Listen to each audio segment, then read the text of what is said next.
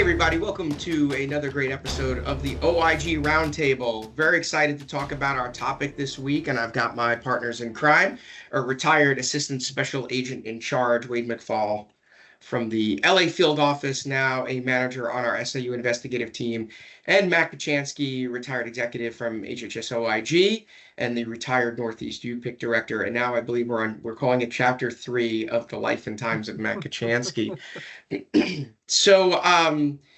Interestingly, the other day I was actually at an OIG agent's retirement party, and I had a current OIG agent that I know come up to me and say he does not spend a lot of time on LinkedIn, but he follows all of the advice stuff, follows us, watches the podcasts, watches the LinkedIn Live, and he said, I really appreciate the perspective that you give on these. It's really helped me with my job. So I appreciate that. And we've gotten some feedback from some of our SIU clients and just people in general. So we do appreciate people tuning into this weekly podcast and finding some medicinal value to what we're talking about. So in that same vein, we're going to go back and talk a little bit more about SIU things and operations. Interestingly enough, we received an article that was put out by Arkansas Blue.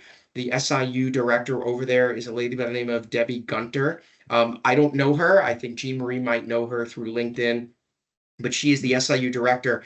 And she put up a little bit of a story for their newsletter that was published online, talking about some of the successes that their SIU have found. And, we've read it. We were really interested in it afterwards. And the highlight of the article was that for a period from 2016 to 2018, a 3-year period, they had 5,974 fraud reports that came through their SIU. Now, what we don't know from this article, and Debbie, we'd love to talk to you about this, is of the 5,974, how many of them were proactive, how many of them were reactive, really kind of what was that mix? We don't know. We just know that the SIU ingested 5,974 fraud complaints.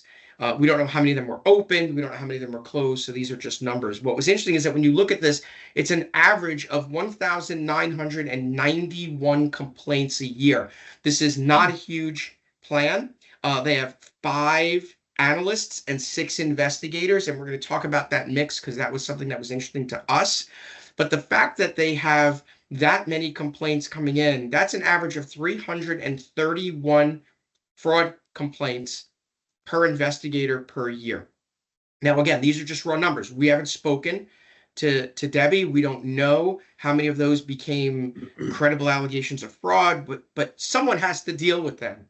And ultimately, those are big numbers. And even if a large number of those don't result in anything, the thing that stood out to us was the fact that they have an almost 1-to-1 ratio, 6 investigators and 5 analysts. And so, Matt, I want to start with you because that's an important metric when we looked at it, right? When we do a lot of our process improvement stuff, and I want to talk about one of the successes we're having with one of our clients, but having that many analysts to vet cases, to do some preliminary work, and determine whether or not that case needs to be moved on to an investigator, that really does help with things like ROI, vetting, but it also helps with determining where a case should be and when it should be. Right. Yeah. The upfront vetting or triaging of the cases is or of leads or complaints is absolutely essential to the success of an SIU, both in ROI and in just effectiveness and efficiency. Having 5 analysts or a team of analysts to be able to look at the stuff coming in, triage it, use internal criteria to decide this should be done, sent to the investigators, this should be sent out, this should be closed, this should be sent back to the provider for education or whatever type of bucket you want to put them in. Having the team available to do that makes it so much easier for the investigators to then take the high priority, high impact cases that are affecting the program vulnerabilities and taking those to fruition much easier than having to slough through 5,000 complaints to come up with maybe the 10% of them that are actually worthwhile moving forward. And we've had a lot of success in training to that in terms of how to discern what criteria to use, how to find that in the facts of the complaint or in the data, and then what to do with it based on that. And, with one particular client, we had a person, a nurse investigator, assigned to that role as their triage person, going through each of their leads and then deciding which bucket it should go in, and then working with the investigators on why it was sent there, documenting the cases and so forth, to the point where that client now has created a triage team similar to what is in Arkansas, with a team lead and 3 or 4 investigators, that their role is to look at complaints, look at data, look at the data models that are generating leads, and then vetting those to the correct resolution. And we're having great success with one of our clients right now, where we've got somebody, right, who spent a long time at the Northeast UPIC um, in this space, vetting complaints and Yeah, triaging and helping to train. And we've got someone doing that 20, 30 hours a week for one of our clients, and yeah, kind of helping with a combination of burn down of existing cases, helping to set some criteria for new cases. And that really does help with ROI, because you're not having an investigator at a higher salary spend their time looking at cases, vetting cases, trying to figure out what the right ones are. You've got, theoretically a lower resource doing a lot of that work, and it's working out well. This one client is in about 6 or 9 states, I believe, in the Medicaid space, and so and they're a growing. They're a very quickly growing plan, and they need, like, you need to have that recalibration. I mean, you can't be successful without having the right people in there. correct. And they have to be looking at the right cases, and this allows them to do that. And you can't minimize the importance of it. Yeah, I mean, it's things like looking at, while we didn't at Office of Investigation spend a lot of time on the work plan, it's looking at work plans. It's looking at, and we've talked about this ad nauseum, it's looking at the funny papers, right? The press releases that come out. It's understanding what are the fraud schemes that are out there. It's looking at, what is the SIU identifying? What are analytics? It's looking at probably a half a dozen different internal, external metrics, and what are the trends out there in the industry that we're seeing from an FWA space, and staying abreast of those things, because those are the things that are going to be the cases of tomorrow. The frauds of today become the cases of tomorrow, because no one reinvents the wheel. So Right. having someone who can just be dedicated to doing that, whether you call them an analyst or an intake person or whatever, is an important piece. And we know from this one client, they've increased the number of people doing this vetting. They went from essentially nothing to, I think it's right, it's 2 or 3 people. It's at least 3 people plus a team lead. And one of the things they're also doing is they're looking at their internal data to see where's the spend, where's the big money for these multiple plans that they have. Where are they spending the money? So let's focus our resources there. Right. Yeah, it's an important piece, and it works that ROI. So wait, ROI, when you read articles in the government space about OIG and ROI and the OIG, we see some really big numbers, and I've had some conversations with plans about, they ask questions about how do we get to those numbers, and those numbers are a little misleading for everybody other than the OIG, right? And so let's talk a little about, like, what's that average rate of return, and why is it unique?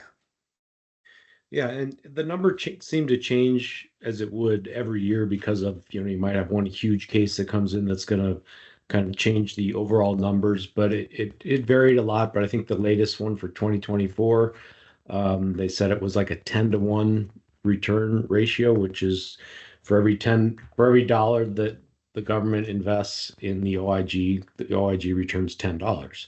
So that's impressive. Those are good numbers, but you can't really compare it side by side with a SIU team, because of one, for just the resources that go into the OIG, but also the OIG deals with, civil cases that you may be able to get like treble damages. So if it's $1 million case, you might end up getting $3 million back. So those numbers really kind of are skewed, I guess, by the mechanics of what the OIG does and basically what the SIU does not have the ability to do. But I would also argue that there's some things that the OIG invests a lot of resources in that doesn't affect that 10-to-1 ROI. And that's because the Office of Investigations, most of the investigators, although civil cases are very much part of their docket, but most criminal investigators with the OIG try to focus on criminal cases, which means putting the bad guys in jail and not necessarily having them repay the money. So a lot of resources go into, undercover surveillance, those types of things, trying to get a criminal conviction or, criminal complaint filed, which is not really going to affect the ROI, that 10-to-1 ROI. But again, SIUs don't really have the same opportunities to get those numbers back. But even if they do the math, and you can simplify it and make it a very simple mathematical equation, and I think all SIUs should do this, because even if you get a 2-to-1 ratio, that's good. For every dollar that the insurance company invests in the SIU, you return $2. The math is there, and it's still good, even if it's a 1 to 1.5. As long as it's more than what's being invested, it's a win. It's a check in the win column. So I think it's important for SIUs to use those numbers in articles like the one we're referring to, where it comes out in the insurance company's newsletter. I think it's important to have those numbers out there so people know what the SIU is doing.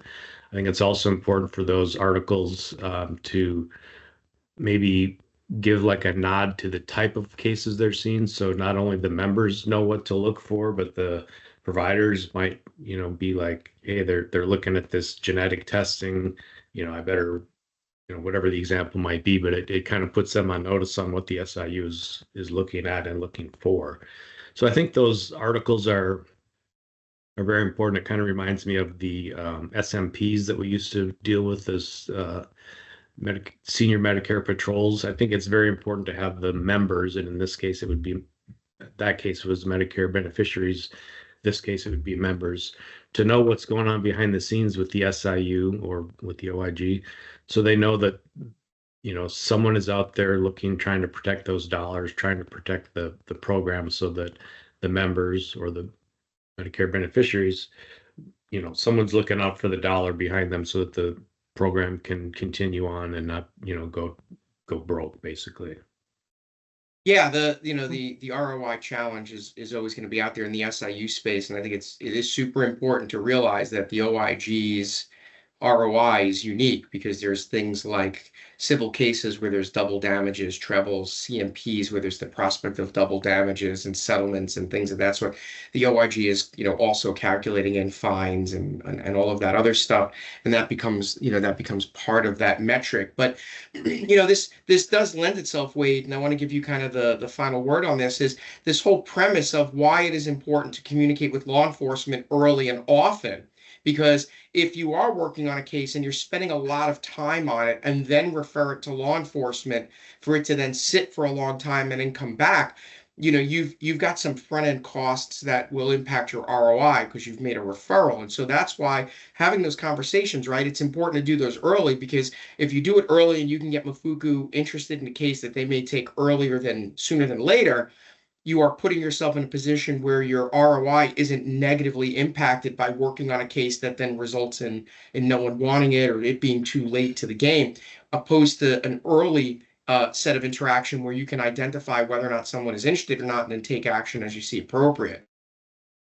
Yeah, there's definitely a fine line. I mean, you have to do a certain amount of work, the SIU does, in order to have whether it be the Mafuku or whatever law enforcement, for them to show interest in it.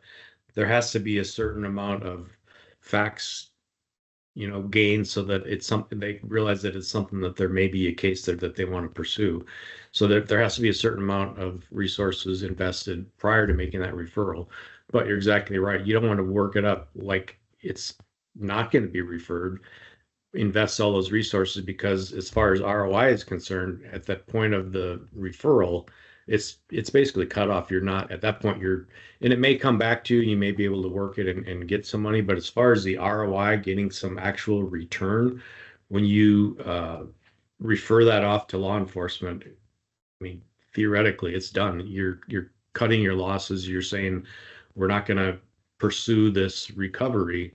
We're going to, and in the big picture, it's the right thing to do. It's a good move because it's being investigated by a law enforcement agency or entity that has much more resources and more ability to work it in a different way that an SIU really can't when you have a lot of people working remote, working from home, and they just don't have the law enforcement ability. So in the big picture, it's great because you're throwing more resources at it. But as far as the SIU's ROI, that's like the end of the game. So you want to kind of toe that fine line of having enough information to make it appealing to the law enforcement agency, but you don't want to keep investing money into the case knowing that you may refer it and you will get $0 back. Right. And that brings up a couple of points. One is going back to the original vetting, triaging. One of those buckets could be, this is a good potential fraud case. Let's put it into the bucket of potential referral and work it that way, where the resources are used to make that referral as quickly as possible, saving the resources. And the other is after the fact, after the referral, having the ongoing relationship with law enforcement to say, hey, we refer this to you. We'd like to do a prepay on this person or suspend them. Will that compromise your investigation? Therefore, protecting the plan and perhaps even getting some ROI on cases you've referred to law enforcement. Well, and that gets to kind of that final point, Matt, which is this whole discussion with law enforcement. When you were at the Northeast UPIC, I know I jokingly say this, but I saw you more in my office in New Jersey for meetings about cases than I saw some of my coworkers, because you were doing the right thing, which was early and often, Yep.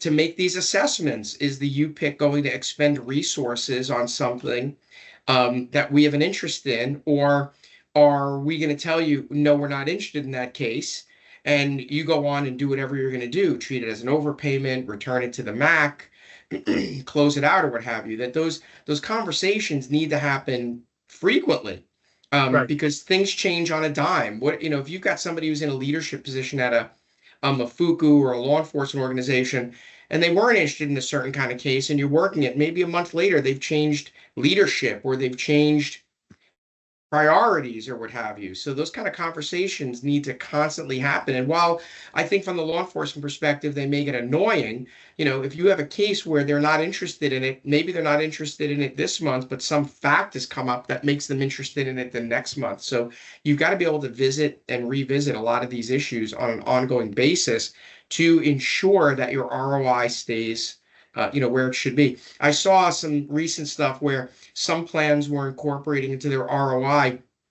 They've shut down a lot of offices. It's a lot of virtual offices, and so they were attributing costs to the SIU, costs for overhead in the office. The desk, the square footage, and that they're now in a virtual space. So that ROI has, in theory, there's a potential increase in ROI because you've reduced your overhead, so you're not having to spend as much money, for things. But what I would love to see are plans shift that expense that they were already accounting for to things like training and education and things of that sort, because that money was already spent. Let's just spend it on the people, and your ROI will continue to be there. So it was a short article. I know, get back to this Arkansas. It was a very short article, but there was a lot there to unpack. It's really impressive.